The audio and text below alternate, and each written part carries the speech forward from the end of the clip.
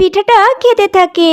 আর সেই বিদ্যা শিয়ালিনী হঠাৎ করে একটা সুন্দর পরীতে রূপান্তরিত হয়। তোমার এত পছন্দের পিঠাটা আমায় দিয়ে দিলে, এই নাও, আমি তোমায় এই জাদুর পিঠাটা দিচ্ছি।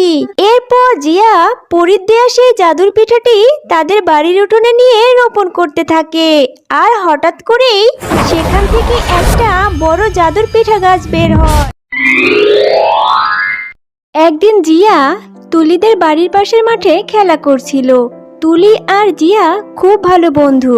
তুলি, আমি আর খেলবো না রে, আমার খুব খিদে পেয়েছে। আমি এখন বাসায় চলে যাই, অন্য আরেকদিন এসে খেলবো। তুইও বাসায় চলে যা, আর খেলতে হবে না। সামনে শীত পড়েছে, আমার কেমন যেন গাটা ঠান্ডা ঠান্ডা লাগছে। জিয়া জিয়া, তোর ক্ষুধা পেয়েছে? আমার মা না আজকে পিঠা বানাচ্ছে, আমার সাথে আমাদের বাড়িতে চল, তোকে পিঠা খাওয়াবো। জানিস, ভাপা পিঠা, পোয়া পিঠা খেতে আমার অনেক ভালো লাগে। সত্যি তুলি, তুই আমাকে পিঠা খাওয়াবি? আমারও না পিঠা খেতে অনেক ভালো লাগে, কিন্তু আমার মা আমাকে পিঠা করে দেয় না রে। হ্যাঁ রে জিয়া, চল চল, আমার মা না ভাপা পিঠা বানাচ্ছে, তোকে আমি অনেক পিঠা খাওয়াবো। আমার সাথে চল, আমার মাকে বলি তোকে পিঠা খেতে দেব। এরপর জিয়া তুলির সাথে তুলিদের বাড়িতে চলে যায় পিঠা খাওয়ার জন্য। তুলি তুলি, কত সুন্দর মিষ্টি গন্ধ আসছে তোদের রান্নাঘর থেকে, মনে হয় তোর মা পিঠা বানাচ্ছে। আমার না জিভে জল চলে আসছে। হ্যাঁ রে জিয়া, আমার মা ওই রান্নাঘরে পিঠা বানাচ্ছে, কি সুন্দর মিষ্টি সুগন্ধ। চল চল, এক্ষুনি আমার সাথে চল, মাকে গিয়ে বলছি আমাদের পিঠা দিতে। মা, তুমি পিঠা বানাচ্ছ? কত সুন্দর গন্ধ আসছে। আমি জিয়াকে নিয়ে এসেছি, তুমি আমাকে আর জিয়াকে পিঠা করে দাও মা। তুলি, তোকে নিয়ে আর পারি না। কতগুলো টাকা খরচ করে গুড়, চিনি আর ময়দা এনেছি পিঠা বানাবো বলে। নিজে খাবি খাবি ভালো কথা, আবার রাস্তা থেকে এই ভিখারিটাকে তুলে এনেছিস। মা, তুমি এসব কথা বলছো কেন?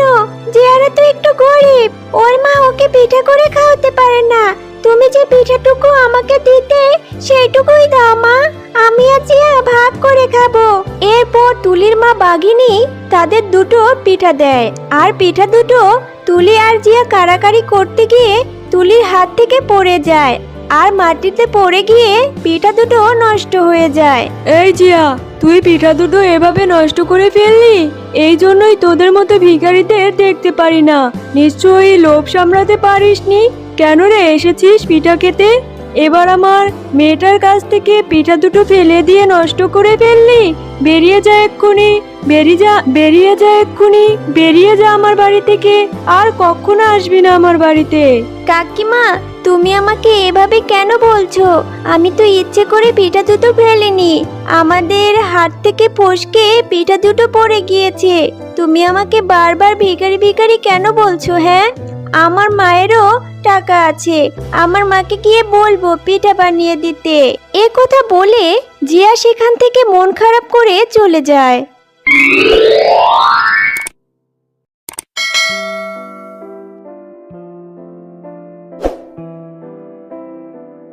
কি হয়েছে রে মা জিয়া, এভাবে মনটা খারাপ করে বসে আছিস কেন? আজকে কাজ থেকে ফিরতে একটু দেরি হয়ে গেল রে মা। মা, আমার মনটা একদমই ভালো নেই, তোমার কাছে আমি কিছু একটা চাইবো, আমাকে দিবে বলো? তুমি কি আমাকে পিঠা বানিয়ে দিবে? জিয়া, হঠাৎ করে পিঠা খাওয়ার বায়না ধরছিস কেন? কি হয়েছে তোর? আর পিঠা বানাতে যে অনেক টাকা লাগে রে, গুড়, চিনি, ময়দা, আরো কত কি, এগুলো যে অনেক দাম রে মা, আমি এত টাকা কোথায় পাবো? জানো মা, আজকে না তুলিদের বাড়িতে পিঠা করেছে, আমিও তুলির সাথে গিয়েছিলাম।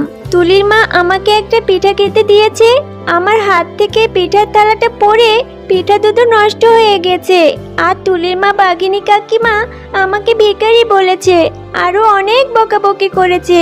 তুই কেন গিয়েছিলি রে মা ওই বাড়িতে পিঠা খেতে? আচ্ছা ঠিক আছে, আমি আজকেই ম্যামের বাড়ি থেকে কিছু টাকা নিয়ে গুড় আর ময়দা কিনে নিয়ে আসবো, এরপর তোকে পিঠা করে দিব।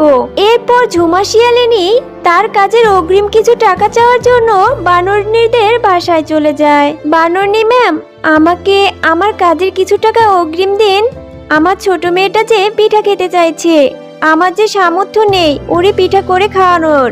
আপনি যদি আমাকে কিছু অগ্রিম টাকা দিতেন তাহলে আমি ওকে একটু পিঠা করে দিতে পারতাম। আরে ঝুমা শিয়ালিনী, কিছুদিন আগেই তো তুমি আমার কাছ থেকে বেতনের টাকাটা নিয়ে গেলে, এখন আবার আমার কাছে টাকা চাইছো?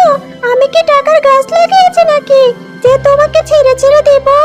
আর আমার হাতে এখন কোনো টাকা নেই, আমি তোমাকে কিছুই দিতে পারবো না।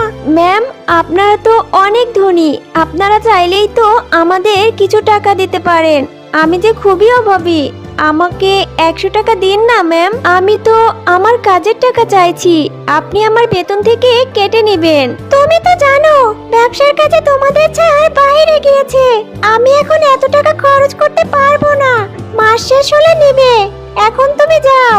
বাঘা মামা, আমাকে বাকিতে একটু গুড় আর একটু ময়দা দিতে পারবে? আমি মাস শেষে তোমাকে টাকাটা দিয়ে দিব।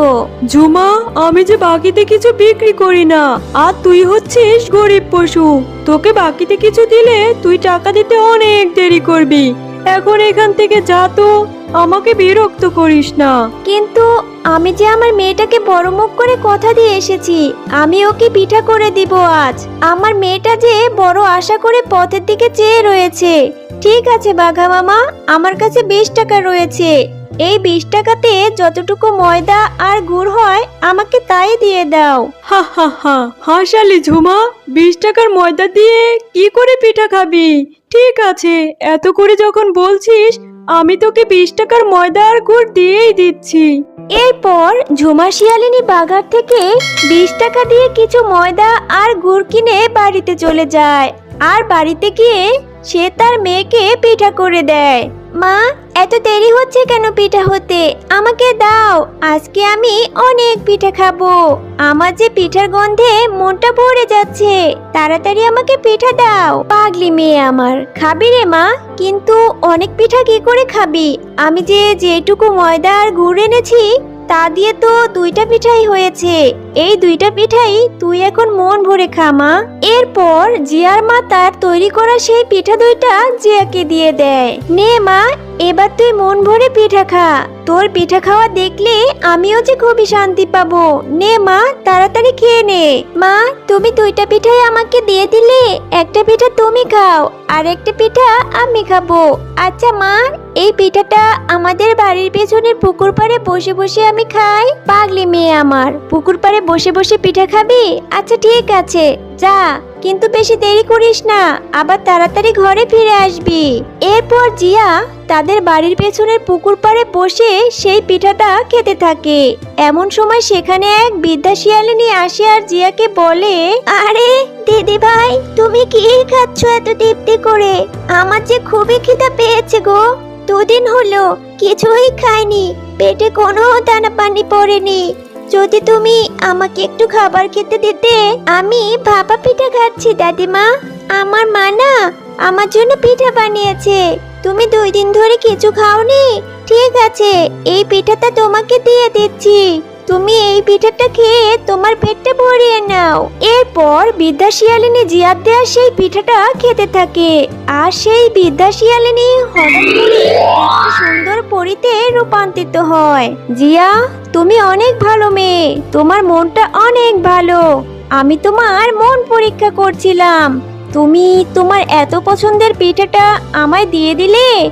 এই নাও, আমি তোমায় এই জাদুর পিঠাটা দিচ্ছি, এটা তুমি তোমার ঘরের উঠোনে রোপণ করবে, আর এটা থেকে অনেক সুন্দর একটা জাদুর পিঠা গাছ বের হবে, যেটা থেকে তুমি আর তোমার মা অনেক পিঠা খেতে পারবে। ও বাবা, কত সুন্দর পরী! পরী, তুমি সত্যি বলছো?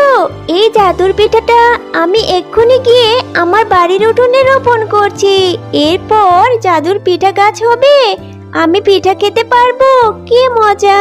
এরপর জিয়া পরীর দেয়া সেই জাদুর পিঠাটি তাদের বাড়ির উঠোনে নিয়ে রোপণ করতে থাকে।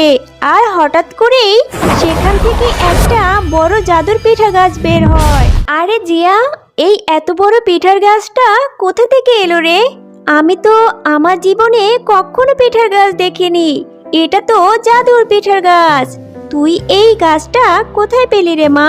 মা জানো, আমি পুকুর ধারে বসে পিঠা খাচ্ছিলাম, তখন এক বৃদ্ধা শিয়ালিনী আসে, তারপর তাকে আমি পিঠা খেতে দেই, আর সেই বৃদ্ধা শিয়ালিনী তখন একটা পরী হয়ে যায়, আর সেই পরীটা আমাকে এই জাদুর পিঠাটা দিয়েছে, সেটা রোপণ করে জাদুর পিঠা গাছ হয়েছে।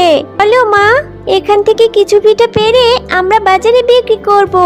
তোমাকে আর অন্য পশুদের বাড়িতে কাজ করতে হবে না, পিঠা বিক্রি করে আমরা অনেক টাকা পাবো।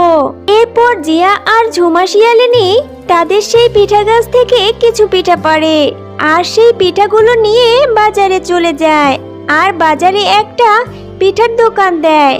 আর এভাবে পিঠা বিক্রি করার সময় একদিন সেখানে জিয়ার বন্ধু তুলি চলে আসে। জিয়া জিয়া, তোরা পিঠার দোকান দিয়ে এগুলো নিয়ে বাজারে চলে যায়, আর বাজারে একটা পিঠার দোকান দেয়। আর এভাবে পিঠা বিক্রি করার সময় একদিন সেখানে জিয়ার বন্ধু তুলি চলে আসে। জিয়া জিয়া, তোরা পিঠার দোকান দিয়েছিস? কাকিমা, আমাকে একটা পিঠা দাও না। তোমাদের পিঠা কয় টাকা করে?